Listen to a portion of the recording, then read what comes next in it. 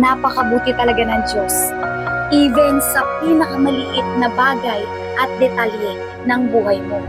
Lalo na pagdating sa pagsubok.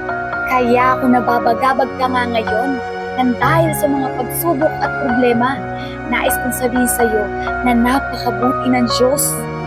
At huwag mo nga hayaan na tatalunin ka ng mga problema sa buhay mo.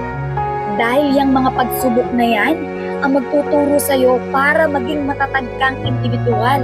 Kaya wag na wag mo sasabing hindi mo kaya dahil sa lahat ng pagsubok ng buhay mo, even sa paghinga mo, is a big blessing na lagi mo kasama ang Panginoon.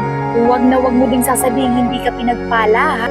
Dahil nga kung nagtitiwala ka sa Panginoon, lagi siyang tapat to supply all our needs. Kaya wag na wag kang mawawala ng pag-asa. Hindi man dumating ang pagpapala ngayon, nais kong sabihin sa'yo na darating din yan sa tamang panahon. Magantay ka lang, ha? Dahil tapat ang Diyos sa lahat ng kanyang pangako. Lalo na kung faithful ka din sa Kanya.